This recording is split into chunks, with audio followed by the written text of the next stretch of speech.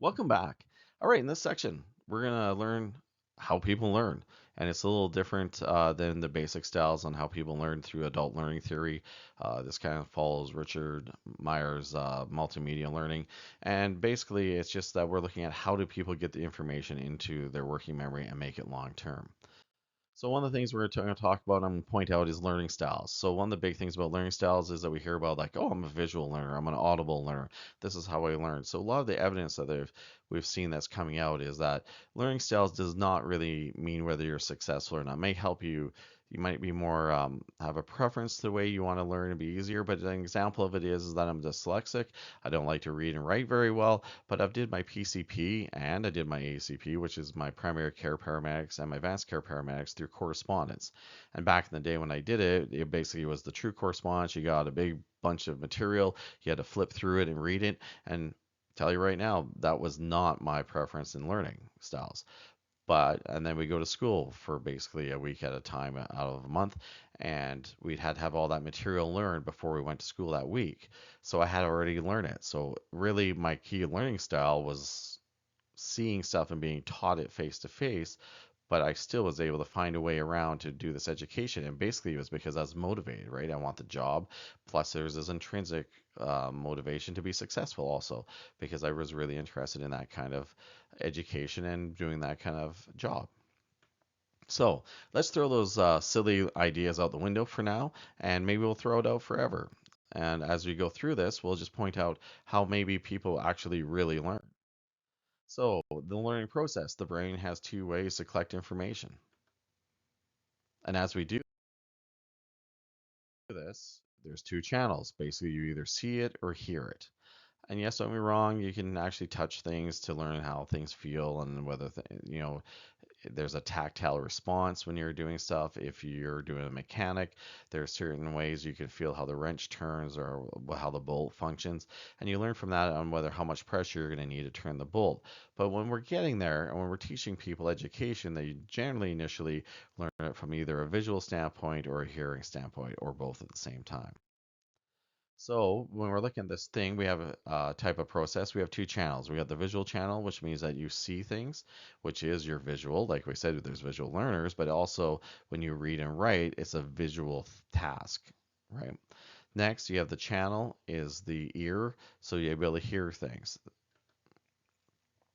So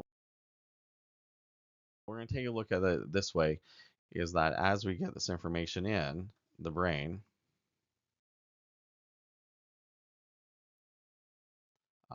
we're going to start here with the information.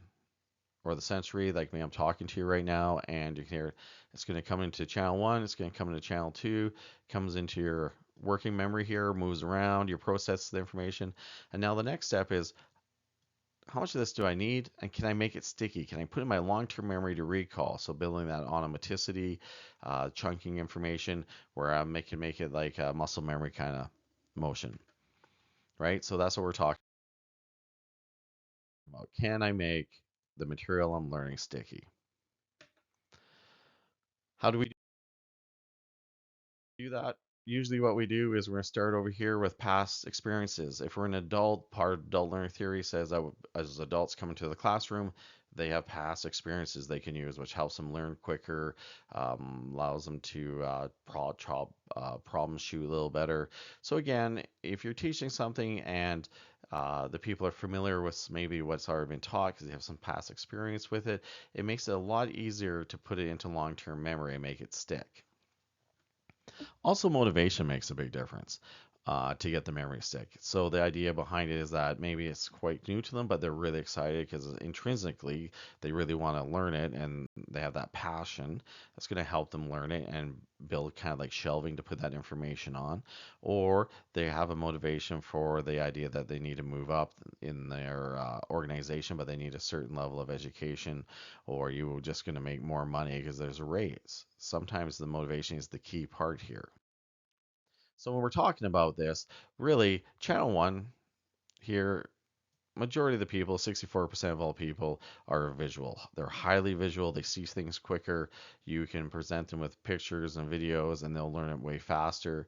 They improves that 45 of the other people are better at learning audio. learning stuff through audio. So like podcasts, I have the same thing. I can listen to a podcast on the way to work, and I'm very good with the audio part. Is I can actually it's easier for me to make that stuff sticky and become a long-term memory, and that's your channel two. One big thing we need to talk about a bit here is about multitasking. So multitasking is a myth, right? Multitasking, we can't multitask. You hear people talk about it all the time. So really it's task switching, right? We're going from one side to the other. So when we are presenting material to somebody that's new, they got to bring all this information in. We need to not overwhelm them. We need to break down the parts to bite-sized pieces where they can build on top of the other one. So when we're thinking about this, in this patient here, when we're talking about like channel overload, if you look at this wonderful slide, I love the slide. Um, it's not very visual when the person's talking about it. What you have is you have a picture of a person, you have text that needs to be read. It's probably being read out loud. It's I got a graph, and then I got to read that as well while the person's presenting to me as I would be in the video, or if someone's standing in front of you face to face. So there is all this information going on, and it's going into both channels. So what happens is you get all this information going on, and it's moving through into your working memory. So you got all those channels between working memory one and two. And the problem with this is that we easily can overwhelm working memory. So this is where you start getting disconnects and people aren't don't fully understand it. Maybe the way the information is presented isn't correctly, the congruency in the course isn't good, or just even that you're teaching large concepts or complex tasks and they haven't been broken down small enough to learn. Sometimes we misread our audience. Sometimes the audience that does come into the classroom or takes this course, we didn't weren't clear enough what the course is about, and maybe they needed some prior experience or prior education. Maybe this was is a higher level type of education where they needed some underpinning knowledge. So basically, when it comes right down to it, we're just going to create cognitive overload. So if we don't design correctly and we don't instruct properly, we're going to lead into this cognitive overload. And then this is where you're going to find the students are getting frustrated.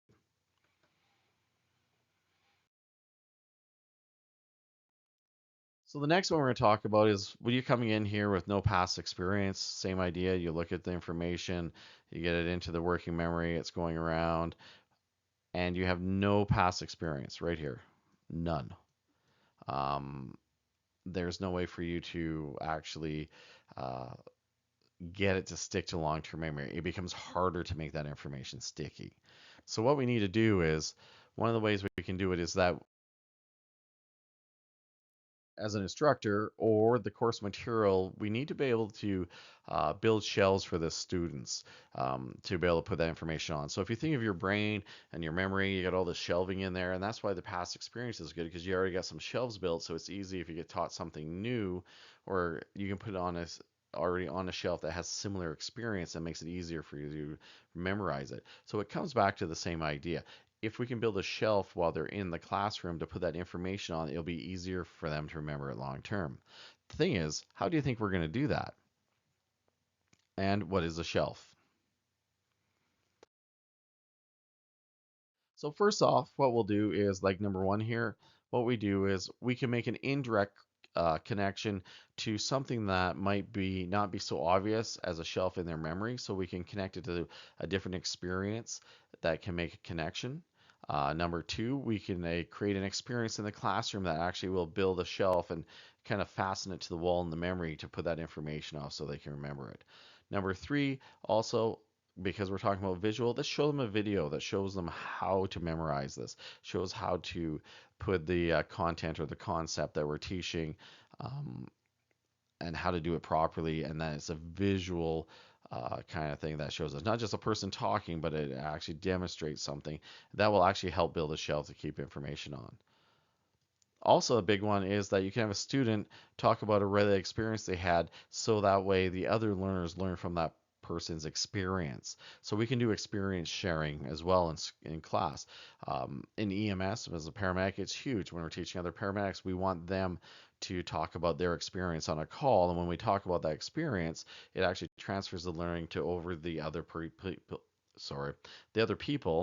in the classroom, the other paramedics. So that becomes their experience. And when you do that, you can create a shelf for them to put that information on.